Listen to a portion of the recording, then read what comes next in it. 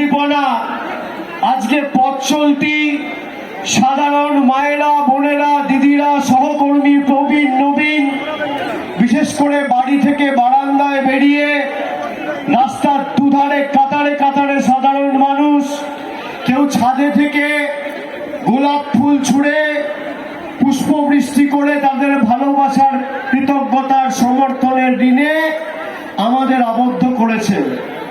আমি তমলুকবাসীর কাছে কৃতজ্ঞ।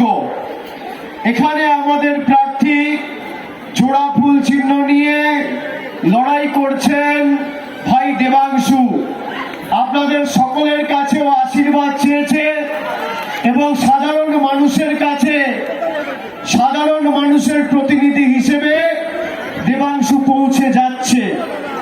অন্যদিকে যিনি দাঁড়িয়েছেন তার নাম না হয় মুখে আনলাম, তার কারণ তার নাম মুখে আনা মানে সবার পরিবেশ পরিস্থিতি খারাপ করা, কলুষিত করা। আমি সে কাজটা করব না। খালি একটা কথা আপনাদের বলবো যে এই তমলুকের মাটি, তমলুকের মাটি দুর্জয় ঘাঁটি তো বটেই, স্বাধীনতা আন্দোলন সংগ্রামের মাটি।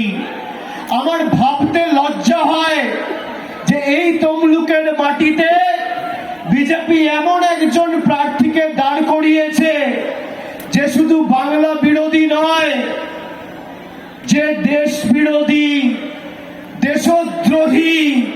এবার সংবাদ মাধ্যমরা বলবে অভিষেক বন্দ্যোপাধ্যায় অভিজিৎ গাঙ্গুলিকে দেশদ্রোহী বলেছে। আমি দেশদ্রোহী বলছি, কেন বলছি?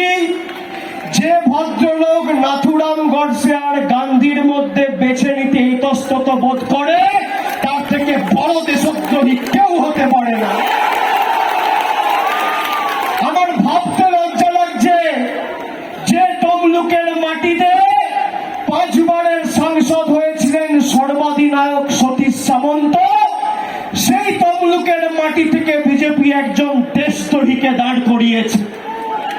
আমার ভাবতে লজ্জা লাগছে যে তমলুকের মাটিতে আলাদা তাম্রলিপ্ত সরকার তৈরি করে দেশকে পথ দেখিয়েছিলেন 42 সালে সর্বাধিনায়ক, এবং যেই তাম্রলিপ্ত সরকারের আন্দোলনকে বিজেপির পূর্বসূরি শ্যামাপ্রসাদ মুখার্জি ব্যঙ্গাত্মক ভাষায় আক্রমণ করে উচ্ছৃঙ্খল, অর্থহীন, নাশকতামূলক আন্দোলন বলে আখ্যা দিয়েছিলেন, সেই শ্যামাপ্রসাদ মুখার্জির দলের হয়ে ভোট চাইতে যে আসছে, তাকে আগামী দিন তমলুকের মাটিতে 4 তারিখের পর যাতে ঢুকতে না পারে এমন ভাষায় আপনাদের জবাব দিতে হবে।